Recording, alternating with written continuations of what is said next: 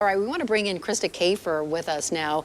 She's a longtime Republican and for a while was a never-Trumper. She's a Denver Post columnist and has been with us over the years with Politics Unplugged. So, Krista, not a great night, at least at the major races in Colorado for Republicans. No, not a great night at all, but I think it could be a good night for the country. We'll see.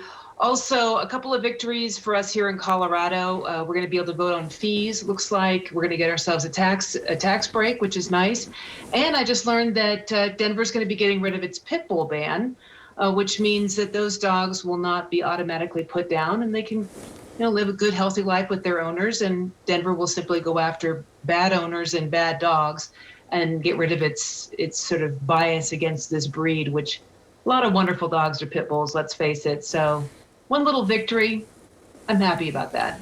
Krista, I had asked, I can't even remember now who. The night's been so long. I can't remember who I put this question to earlier, but I'll put it to you as well. If Donald Trump loses tonight, what does the Republican Party, both nationally and in Colorado, look like? Is it still reflective of Trump, or does it become something maybe it used to be, or something else altogether? I think it could end up maybe moving slightly more libertarian. I mean, Donald Trump is kind of a big government guy. I think he's done some really good things. I think his own sort of tweeting and, I think that's kind of the downside of Donald Trump. But he's done some good things. He's had some good judges. He's put in place some good deregulation.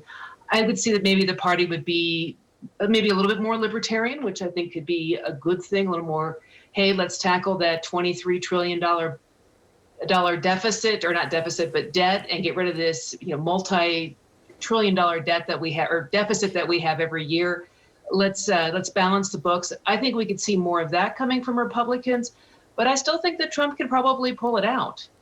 But in the meantime, given that scenario, if he does not win and someone like a Lauren Boebert does win, what does that then say about that scenario you just presented? Well, I do think we're going to see an awesome midterm election coming up in 2 years if Biden wins. I say this because Democrats tend to favor shutdowns. We're going to see a pretty serious recession. And Democrats, particularly in the state, are going to own that recession. It's going to be theirs.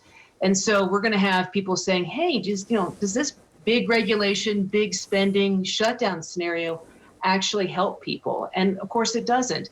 I think we're going to see more businesses shutting in this state, particularly with the initiative that is probably going to pass that's going to add a business tax for family leave.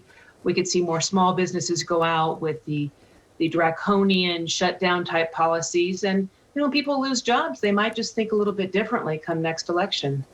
How has this 4 years with Donald Trump in the White House, how has it changed your identity as a Republican?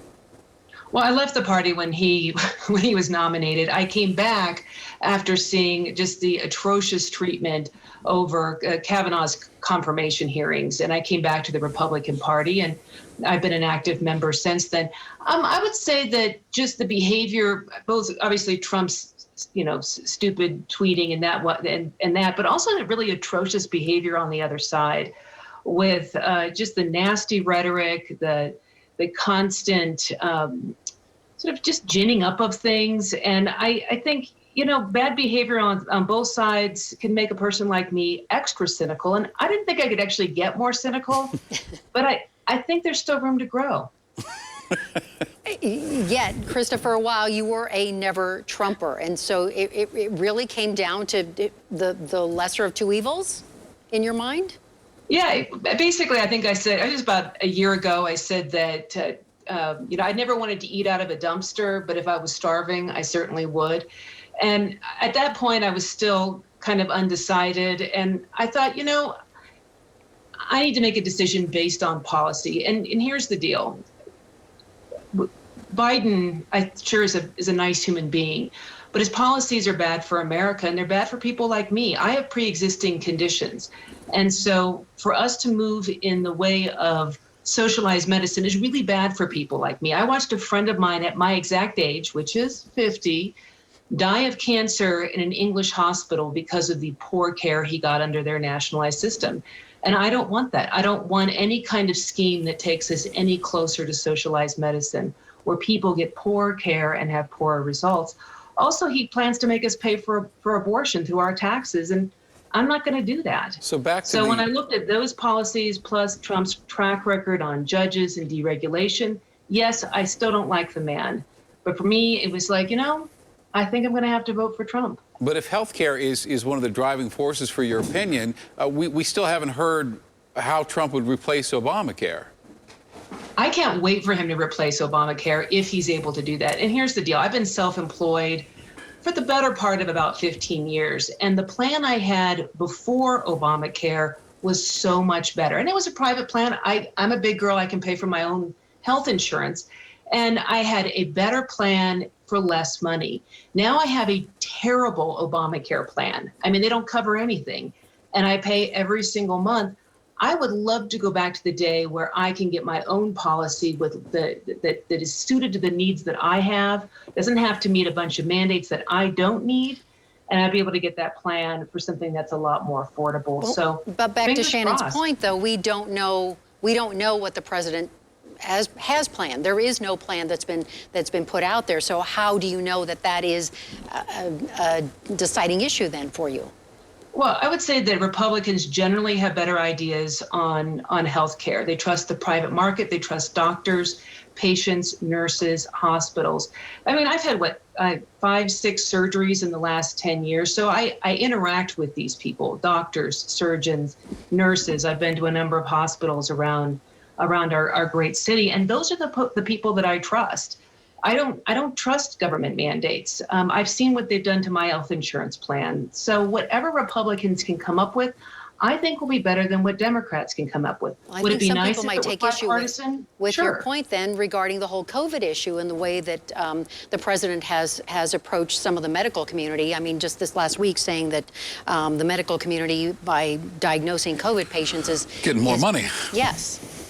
Well, I think there's been some evidence of overdiagnosis. I mean, people who had other conditions, but somehow COVID ended up being the primary, when in fact it was the other conditions that ultimately brought about their demise. What I like about what the president has done, number one, he survived it. I love his optimism. Yeah, I don't love him, but I like the fact that he says, yes, we can beat this. We've invested in a number of vaccines. I've actually gone to a vaccine site where they are investigating these vaccines. I've signed up to be a part of those trials. I'm very excited about the vaccines that are on their way. And honestly, I hate the fear mongering.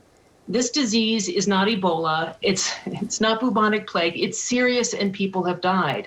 But it's about, 98, 99% survivable. So why are we shutting down businesses? Why are we shutting down the economy? I have a friend who employs a number of people I know. Her business is at risk of shutting down. She's a female entrepreneur and she may lose her business. How many businesses, restaurants, mom and pop shops will lose their business and lose everything they have because of the fear mongering? Krista. Let's face this together with optimism. Let's take personal precautions, but not do the kind of fearful thing that I've seen other politicians do. It's ridiculous. Krista, thank you so much. I always appreciate having thoughtful conversations with you and appreciate your input tonight. It's great to see you too. Nice having you. Krista Kafer, thank you.